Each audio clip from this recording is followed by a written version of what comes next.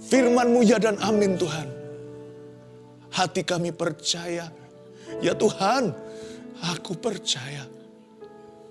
Lewati lembah air mata kami percaya. Kemenangan sudah Kau jamin Tuhan, kami percaya.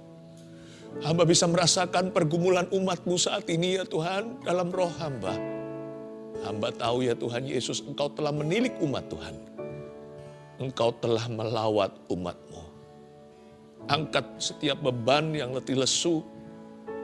Berikan sebuah pengharapan baru. Kemenangan adalah bagi orang benar. Kemenangan ada di pihak orang-orang yang percaya. Sampaikan sabda-Mu, sembunyikan hamba-Mu di balik salib-Mu selalu Tuhan Yesus. I love you. Dalam nama Yesus, haleluya. Amen. Praise the Lord. Saya mudah sekali untuk terharu ketika merasakan bukan hanya hadirat Tuhan, tapi kalau merasakan beban. Saya bisa rasakan beban Anda barusan saya menyembah. Tapi ini kabar baiknya, Tuhan sudah membuka jalan. Sekalipun Anda belum melihatnya, Dia buka jalan di mana seolah tiada jalan. Saya berikan satu pesan dari Tuhan yang saya mau bagikan, berjudul Bagaimana Tuhan Memberi Kita Kemenangan. Kita buka cerita peperangan di Perjanjian Lama yang dipimpin oleh seorang hakim, 2 orang bahkan, Deborah dan Barak, yaitu di Hakim-Hakim. Pasal yang keempat ayat 10 sampai 21 saya bacakan dulu. Saya bacakan ya. Barak mengerahkan suku Sebulon dan suku Naftali ke Kades. Maka 10.000 orang maju mengikuti dia, juga Deborah maju bersama-sama dengan dia. Adapun Heber orang Keni itu telah memisahkan diri dari suku Keni, dari anak-anak Hobab ipar Musa, dan telah berpindah-pindah memasang kemahnya, sampai ke pohon terbantin di Zanaim yang dekat Kadesh. Setelah dikabarkan kepada Sisera bahwa Barak bin Abinoam telah maju ke Gunung Tabor, dikerahkannya lah segala keretanya, 900 kereta besi dan seluruh rakyat yang bersama-sama dengan dia dari Haroset Hagoyim ke Sungai Kison. Lalu berkatalah Deborah kepada Barak, bersiaplah, sebab inilah harinya Tuhan menyerahkan Sisera ke dalam tanganmu. Bukankah Tuhan telah maju di depan engkau? Lalu turunlah Barak dari Gunung Tabor dan 10.000 orang mengikuti dia. Dan Tuhan mengacaukan Sisera serta segala keretanya dan seluruh tentaranya oleh mata pedang di depan Barak. Sehingga Sisera turun dari keretanya dan melarikan diri dengan berjalan kaki. Lalu Barak mengejar kereta-kereta dan tentara itu sampai ke Haroset Hagoyim, dan seluruh tentara Sisera tewas oleh mata pedang. Tidak ada seorang pun yang tinggal hidup. Tetapi Sisera dengan berjalan kaki melarikan diri ke kemah Yael, istri Heber orang Keni itu. Sebab ada perhubungan baik antara Yabin, Raja Hasor, dengan keluarga Heber orang Keni itu. Yael itu pun keluar mendapatkan Sisera dan berkata kepadanya, singgahlah tuanku, silakan masuk, jangan takut. Lalu singgahlah ia ke dalam kemah perempuan itu, dan perempuan itu menutupi dia dengan selimut. Kemudian berkatalah ia kepada perempuan itu, berilah kiranya aku minum air sedikit, aku haus. Lalu perempuan itu membuka kirbat susu, diberinyalah dia minum dan diselimutinya pula. Lagi katanya kepada perempuan itu, berdirilah di depan pintu kemah, dan apabila ada orang yang datang dan bertanya kepadamu, ada orang di sini, maka jawablah, tidak ada. Tetapi Yael, istri Heber, mengambil patok kemah, diambilnya pula palu, mendekatinya diam-diam, lalu dilantaknya lah patok itu masuk ke dalam pelipisnya sampai tembus ke tanah. Sebab ia telah tidur nyenyak karena lelahnya, maka matilah orang itu. Tuhan memberi kita kemenangan. Bagaimana caranya Tuhan memberi kita victory? Kita baca ayat per ayat, saya jelaskan rema-rema yang bisa kita dapat. Mulai dari ayat 10 dulu, Barak, seorang anak muda, seorang pria, hakim Israel. Barak mengerahkan suku Sebulon dan suku Naftali ke Kadesh, maka 10.000 orang maju mengikuti Barak. Juga Deborah maju bersama-sama dengan dia. Deborah ini nabiah, sedangkan Barak itu seorang prajurit. Tapi ayat 10 saya komentar dulu. Apapun kemenangan yang Tuhan sediakan bagi kita di depan, kita itu harus menjadi pelaku firman. Dan mesti jadi teladan. Janganlah menjadi seorang pemimpin, baik itu pemimpin dalam rumah tangganya, atau perusahaan, atau pelayanan. Pokoknya jangan jadi pemimpin yang teori belaka. Jangan suruh orang pergi kemana Anda tidak mau pergi ke situ. Jangan suruh orang melakukan sesuatu jikalau Anda sendiri tidak rela melakukannya. Barak dan Deborah, dua-dua adalah hakim Israel. Mereka maju di depan rakyat. Mereka maju bersama-sama. Dan rakyat mengikuti dia. Dari sini kita bisa petik rema awal. Tuhan ingin kita menjadi pelaku firman, dan dalam melakukan firman, kita pun menjadi teladan. Orang lain turut teladan kita, dan mereka pun mengikuti jejak kaki kita. Tahukah bahwa Anda itu orang berpengaruh? Tapi mungkin di sini ada yang merasa, aku bukan siapa-siapa. Itu kan perasaan saja. Tapi setiap kita dicipta dalam gambar dan rupa Allah, berarti kita semua punya efek dalam kehidupan orang lain. Minimal junior-juniornya. Sekalipun misalnya ada orang yang merasa dia bukan siapa-siapa atau apa-apa di masyarakat. Dia adalah siapa-siapa dan apa-apa bagi keluarganya, khususnya bagi si kecil itu yang memanggil dia ayah. Kita harus jadi teladan.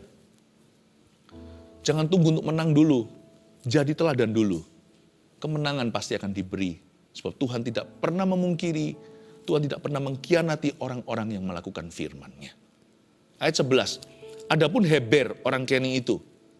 Ada satu orang namanya Heber orang Keni itu telah memisahkan diri dari suku Keni. Jadi ada satu orang bernama Heber memisahkan diri dari sukunya. Heber memisahkan diri dari suku Keni, yaitu dari anak-anak Hobab ipar Musa. Jadi masih kerabat sama bangsa Israel lah kira-kira. Masih kerabat sama suku-suku Yakub, dan telah berpindah-pindah memasang kemahnya, Heber ini, sampai ke pohon terbantin di Saanaim yang dekat Kadesh.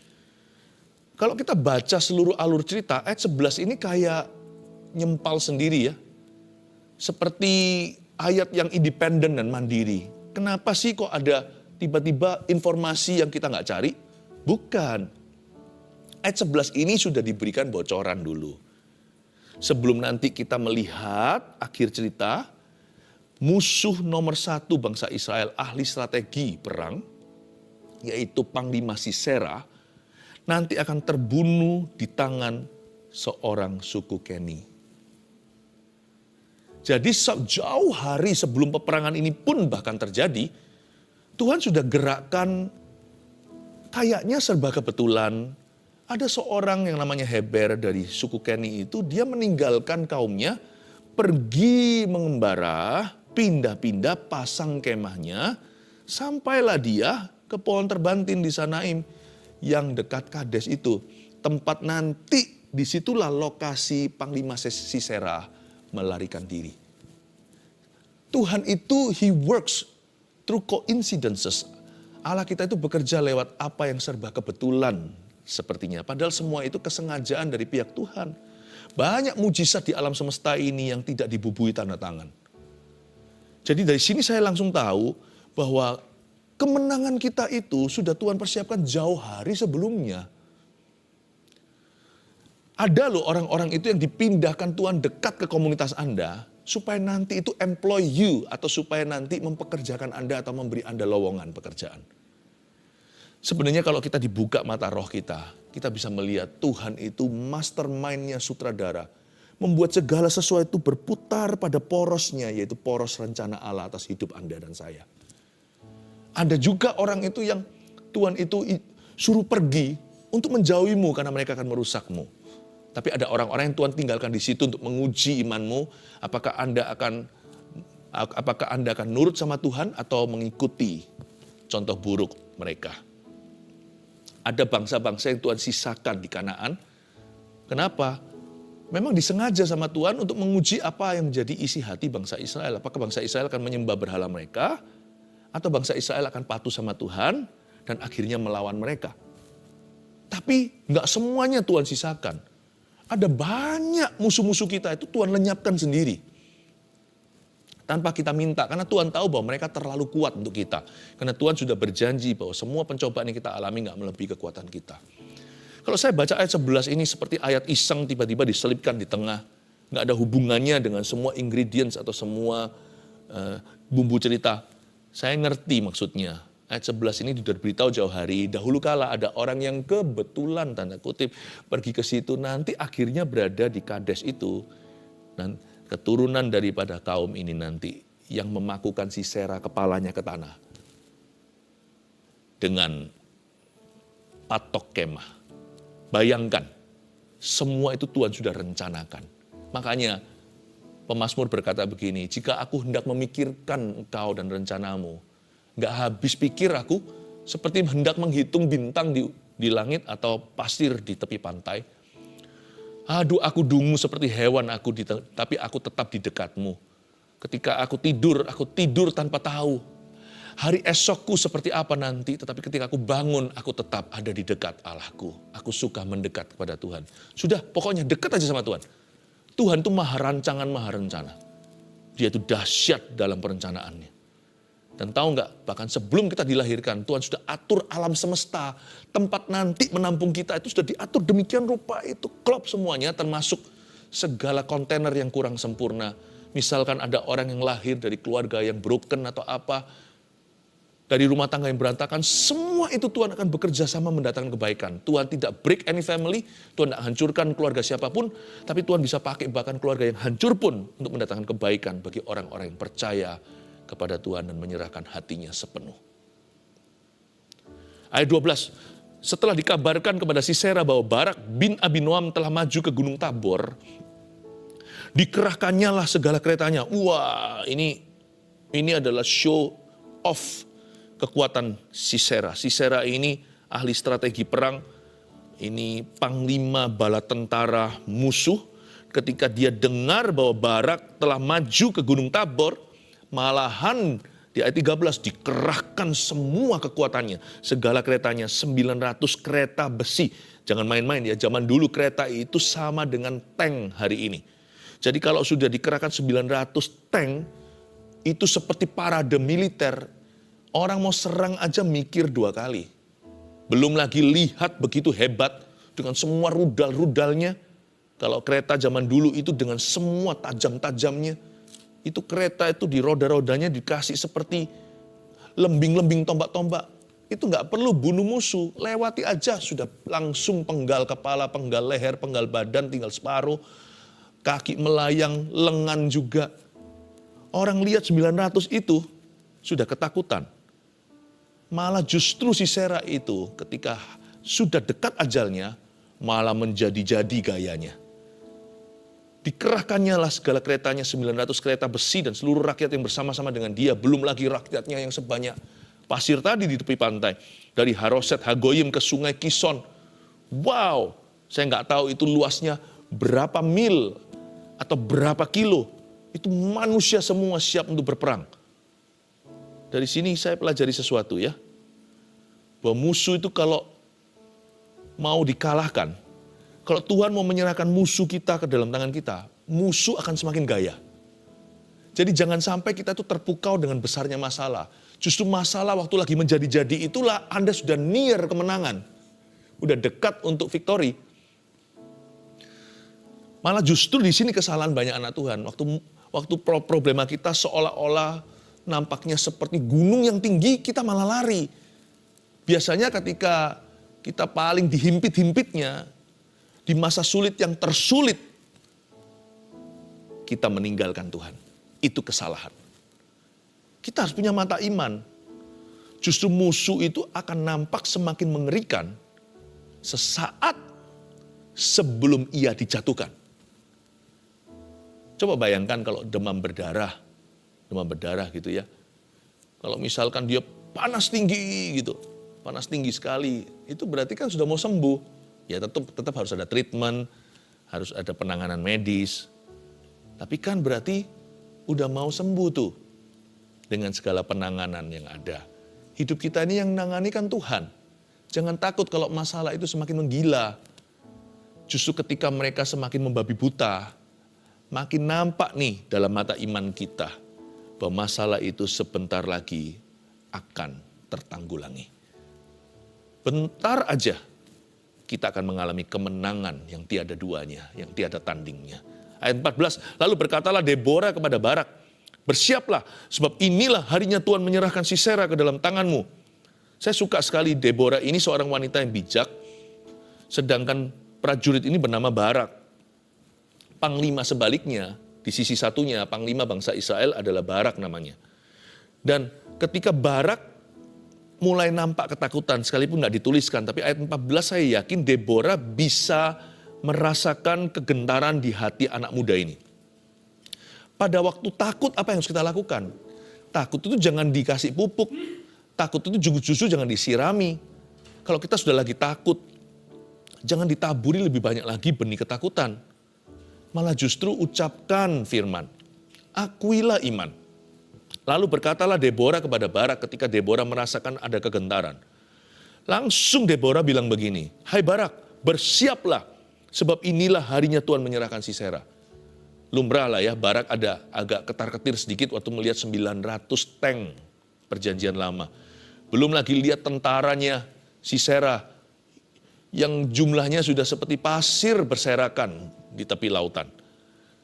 Tapi waktu itu langsung diinterupsi oleh Deborah. Jangan izinkan pikiran ketakutan kita itu menjadi-jadi dalam diri kita. Cepat interupsi sama firman, yaitu suara Deborah. Suara Deborah ini bukan suara wanita, ini suara Roh Kudus. Hari itu melalui seorang perempuan, hari ini bisa melalui mulut Anda dan saya. Bersiaplah, sebab inilah harinya Tuhan menyerahkan Sisera. Waktu takut justru aku iman. Dia akan diserahkan ke dalam tanganmu. Bukankah Tuhan telah maju di depan engkau? Setelah itu turunlah Barak dari Gunung Tabor dan 10.000 orang mengikuti dia.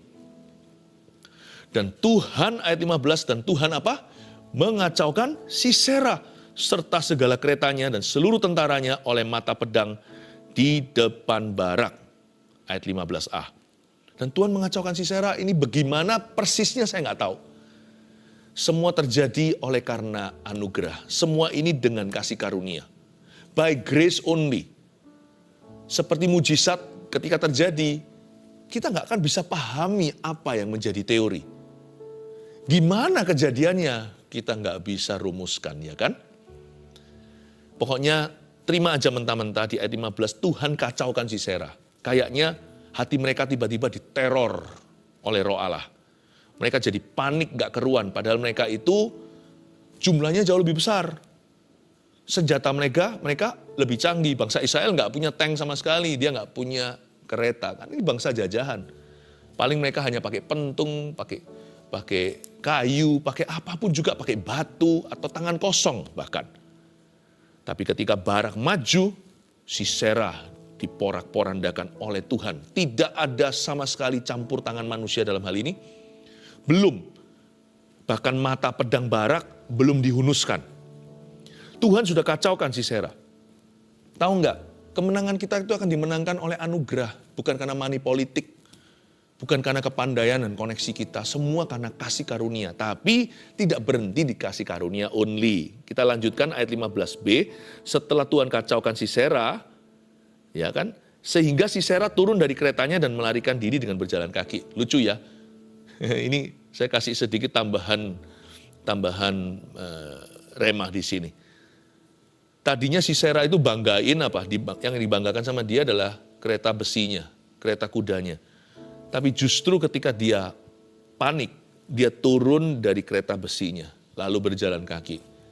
Orang itu biasanya banggakan berhalanya. Berhala hari ini nggak harus dalam bentuk pahatan sesuatu. Berhala itu bisa apa aja, bisa maninya, kepandaiannya, uangnya, ya kan, bisa tampangnya, kesupelan, keuletannya, percaya diri berlebihan menggantikan percaya Tuhan.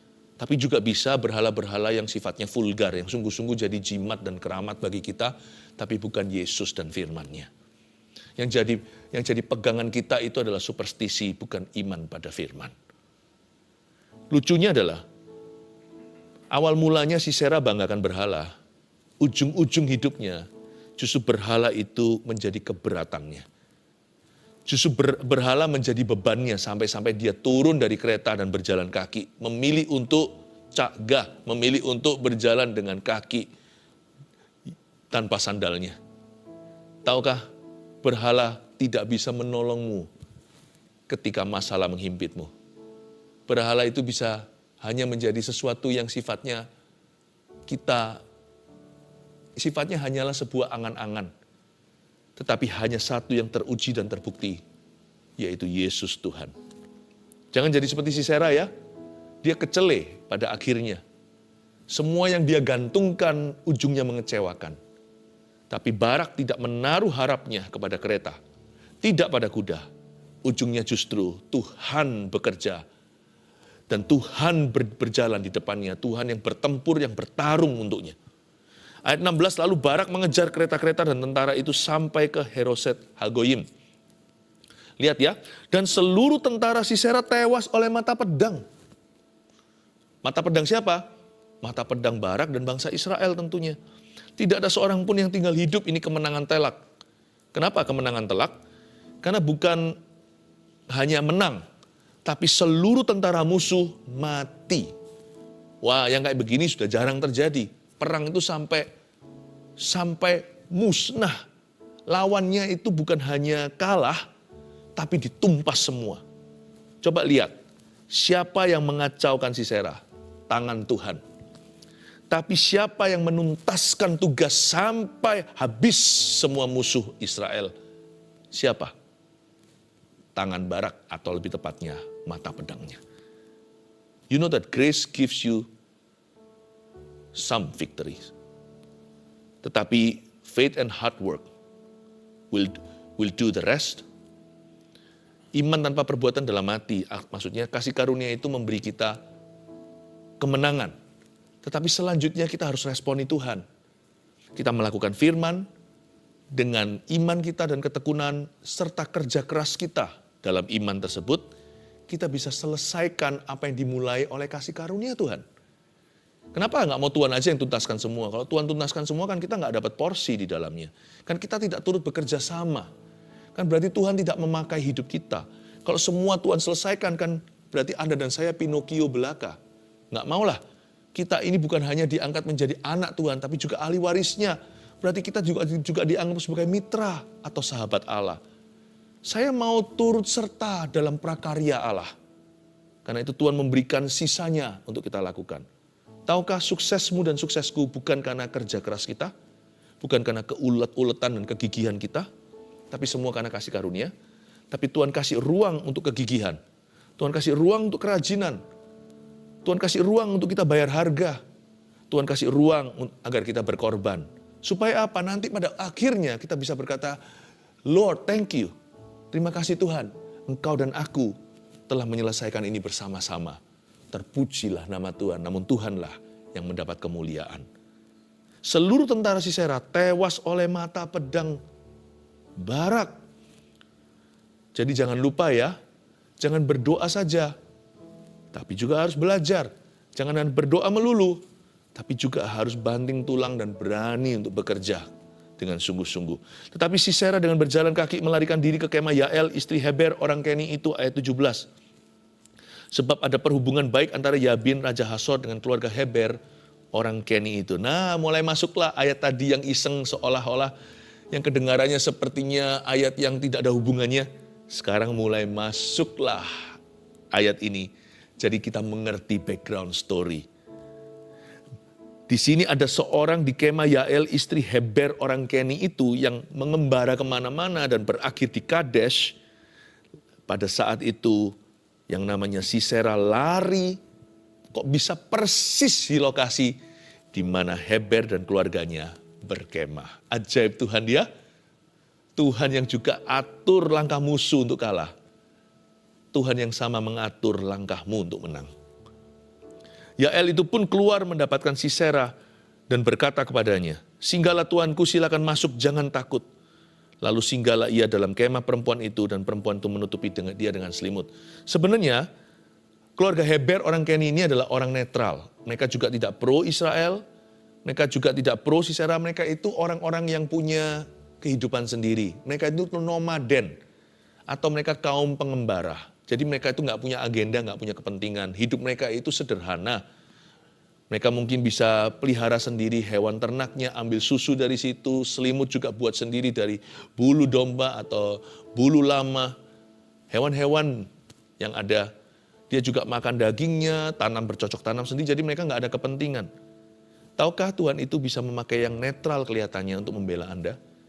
Jadi jangan Anda keberatan kalau hari ini tidak semua orang membelamu atau mengertimu. Nggak apa-apa. Dan jangan musuhi orang kalau orang tidak belanin Anda sekarang. Sebab Anda tidak pernah tahu kapan Tuhan akan memutarbalikkan hati orang. Jangankan yang netral. Musuhmu pun akan didamaikan denganmu. Orang-orang yang bermusuhan pun tiba-tiba nanti bisa pro Anda kalau Allah beserta. Tapi mereka yang tidak bisa melihat penyertaan Tuhan dalam hidupmu, Tuhan yang akan hancurkan. Biar Tuhanlah yang melakukan pembalasan. Janganlah dirimu dan diriku membalas apa-apa. Bagian kita hanyalah mengelola hidup dan talenta kita. Bagian kita hanyalah melindungi apa yang ada di dalam wewenang kita. Sisanya itu biar Tuhan yang bekerja. Jadi jangan sampai Anda itu marah kalau nggak ada orang nolong Anda ketika Anda susah. Nggak semua pertolongan Tuhan dalam hidupmu itu dikeskan hari ini. Ada pula orang-orang seperti Heber, seperti Yael istrinya, orang-orang seperti ini yang akan nantinya menolong Anda. Berkat Tuhan itu ada yang merupakan cek mundur. Gironya dibuka sekarang, tapi dikeskan nanti. Percayalah pada Tuhan, pertolonganmu akan tiba tepat waktunya. Ayat 19, kemudian berkatalah ia kepada perempuan itu, berilah kiranya aku minum air sedikit, aku haus. Lalu perempuan itu membuka kirbat susu, diberinya lah dia minum dan diselimutinya pula. Lagi katanya kepada perempuan itu, lihat ayat 20 ini adalah turning point-nya. Ini yang namanya faktor penentu. Anda dan saya harus tahu bahwa orang-orang seperti kaum nomaden gini itu orang-orang yang kaku. Mereka punya prinsip yang diturunkan dari nenek moyang. Maksudnya apa? Mereka bukanlah orang-orang yang gampang disuruh-suruh karena mereka punya pendirian. Karena itu di ayat 20 inilah yang namanya kaum Heber ini, keluarganya itu turn off, merasa muak dengan Sisera. Padahal dia juga nganti, karena di atas dikatakan bahwa ada hubungan baik antara Yabin Raja Hasor, bosnya Sisera, dengan keluarga Heber orang Keni itu. Hubungan baik sama Israel, tapi hubungan baik juga dengan Raja Hasor dan Sisera panglimanya. Tapi di ayat 20, si Sisera suruh wanita ini berdusta. Lagi katanya kepada perempuan itu, berdirilah di depan pintu kemah. Dan apabila ada orang datang dan bertanya kepadamu, ada orang di sini enggak? Jawablah, tidak ada. Di situ dia enggak suka. Ayat 21, tetapi Yael istri Heber mengambil patok kemah. Dia marah. Langsung pada saat itu dia tahu lah ini perang kan lagi hiruk pikuk, lagi rame nih. Tapi dia enggak tahu siapa benar siapa salah. Bagaimana cara Tuhan memberi kita kemenangan ya? Ini heran caranya. Orang yang nggak tahu apa-apa pun, nggak tahu benar salah, Anda nggak usah bela diri. Percayalah asal hatimu benar di hadapan Tuhan. Nanti Tuhan yang bersaksi. Nanti ya orang fasik itu menggali lubang sendiri jatuh di dalamnya. Dengan menyuruh wanita ini, Yael istri Heber untuk berdusta, langsung perempuan ini tahu siapa benar siapa salah. Dia langsung tahu bahwa Tuhan ada di pihak kebenaran. Tuhan ada di pihak Barak dan Deborah. Langsunglah dia mengambil patok kemah. Dan demikian pula dengan palu mendekatinya diam-diam, lalu dilantaknya lah patok itu masuk ke dalam pelipisnya sampai tembus ke tanah. Agak ngeri sih, sebab ia telah tidur nyenyak karena lelahnya, maka matilah orang itu. Namun demikian ada satu kebenaran yang saya ingin singkapkan. Dilantaknya patok itu masuk ke dalam pelipisnya. One shot ya, sekali pukulan langsung menancap. Ini berarti tangan ahli ya. Nggak heran, mereka nomaden. Mereka itu udah kemah itu biasa, misalkan kalau cuaca buruk mereka harus pindah lagi ke tempat yang lebih aman. Yang namanya bongkar pasang kemah itu biasa. Ini bukan kemah-kemah biasa untuk mainan, ini kemah tempat tinggal, berarti patok-patoknya besar-besar dan palunya gede-gede juga. Biasanya kalau taruh ke tanah itu biasanya mesti tok. Dan hati-hati juga jangan dipegang begini. Itu kalau kita meleset bisa kena tangan sendiri nanti bengkak atau bisa patah tulang. Kok bisa ya? Dia dengan tangannya sekali aja langsung ke tanah, padahal ini perempuan. Berarti tangan itu sudah biasa dengan patok dan palu. Tangan ini sudah mahir. Memang kan orang yang mengembara, kemah itu makanan sehari-hari seperti orang yang pekerjaannya juru masak. Pegang sutil, pegang wajan, itu sudah biasa, merem pun bisa. Dari sini kita harus mengerti bagaimana cara Tuhan memberi kemenangan. Akhir cerita Sisera mati di tangan seorang perempuan yang ahli dalam pekerjaannya. Tahukah Anda bahwa Tuhan juga bisa memakai keahlian kita? untuk menggenapi sebuah firman dalam kehidupan Anda. Karena itu jangan asal-asalan kalau Anda bekerja. Kalau kita belajar atau kalau kita melakukan tugas kita, jangan asal-asalan. Karena semua itu akan Tuhan pakai. Kita lebih suka membanggakan apa? Tuhan bisa pakai kelemahanku. Betul. Apalagi kelebihan kita kalau kita serahkan kelemahan aja bisa. Saya kasih 4 poin. Rangkuman apa yang kita pelajari, bagaimana Tuhan memberi kita kemenangan. Poin ke-1. Kemenangan kita sudah disiapkan Tuhan jauh hari sebelumnya. Percayalah, hari ini Tuhan mempersiapkan sesuatu yang jauh hari nanti Anda tuai. Tuai kemudian hari. Jadi jangan mengeluh hari ini kok belum kemenangan terjadi. Kalau belum ada terobosan. Kalau belum berhasil, jangan ngomel dulu. Mungkin sekarang Tuhan masih mempersiapkan sesuatu untuk tahun depanmu. Tapi kemenanganmu hari ini sudah dipersiapkan dari tahun-tahun yang lalu. Bahkan mungkin dari sejak sebelum kita dilahirkan, siapa tahu. 2, musuh nampak paling mengerikan sesaat sebelum ia dijatuhkan. Jadi kalau problema kita lagi ganas-ganasnya itu jangan tinggalkan Tuhan, jangan kecewa, jangan kepahitan. Justru harus pegang erat-erat janji Tuhan. Semakin dekat pada gunung itu semakin nampak besar dan tidak kelihatan. Malah, wah, tapi kita sudah mendekatinya. Saya percaya orang beriman cara pandangnya beda. 3, kerja keras menuntaskan apa yang dimulai oleh kasih karunia. Jangan beralasan, oh iya semua Tuhan. Iya, kalau bukan Tuhan sia-sia kita membangun rumah. Tapi jangan lupa, sekalipun Tuhan yang membangunnya, kita harus turut membangunnya pula. Kan jikalau bukan Tuhan, sia-sia orang yang membangun rumah. Berarti dengan Tuhan kan kita nggak sia-sia membangun rumah. Berarti kita harus bangun rumah. Kerja keras, jangan takut untuk banting tulang, jangan takut ngelembur. Jangan takut study hard atau belajar sungguh-sungguh. Nomor 4, Tuhan memakai keahlian kita untuk menggenapi firman-Nya. Belajar dari Yael, istri daripada orang Keni itu. Bagaimana kemahirannya dipakai untuk menundukkan musuh wahid nomor 1 bangsa Israel waktu itu. Panglima bala tentara lawan, yaitu Sisera. One shot, sekali tok, langsung masuk ke tanah. Tengkorak pun bukan lawan jari jemari mungilnya. Tahukah bahwa tangan yang mahir, Tuhan akan memakainya untuk memuliakan namanya dan melebarkan kerajaannya. 4 poin ini tangkap baik-baik. Mari kita sama-sama menerima kemenangan dari Tuhan, dimulai dari iman percaya kita, sekalipun lewat lembah air mata. Mari kita percaya kemenangan Tuhan sudah jamin. Kemenangan di pihak kita. Haleluya. Masukkan semua permohonan doa. Lekas. Jangan ragu, jangan bimbang. Mari kita berdoa percaya ada kuasa dalam doa yang dipanjatkan dengan iman. Saya mau berdoa untuk semua pergumulan Anda agar kemenangan yang Tuhan janjikan terjadi. Dan mujizat pun akan terjadi hari ini. Percaya? Yang percaya katakan amin. Mari sekarang kita ulurkan tangan ke depan sambil kita doakan semua permohonan doa yang sudah masuk di seluruh media kita. Tuhan Yesus, aku deklarasikan dan proklamasikan kemerdekaan yang dari Tuhan dalam jiwa seseorang, dalam rohnya, bahkan tubuhnya yang dibelenggu sakit penyakit. I speak healing in Jesus' name. Dalam nama Yesus hamba-Mu berdoa, ampuni dosa orang-orang yang bersalah kepadamu. Engkau bukanlah Allah yang menghukum, tapi Allah yang mengampuni. Bagi orang-orang yang bertobat, ada Tuhan kemurahan. Kemurahan hati-Mu Tuhan, tiada bandingannya. Tuhan tiliklah seseorang dalam kesusahannya itu, Tuhan Yesus, angkatlah dari lumpur dosa. Namun hamba berdoa juga ya Tuhan Yesus, belahlah laut merah. Di depan semua bidang masalah mereka. Buka jalan di mana tidak ada jalan. Hamba-Mu bersyafaat penuh. Mohon dengan iman doa orang benar dengan yakin didoakan. Engkau yang menyuruh hamba-Mu untuk, ya Tuhan Yesus, melayani umat-Mu keluarga saat teduh.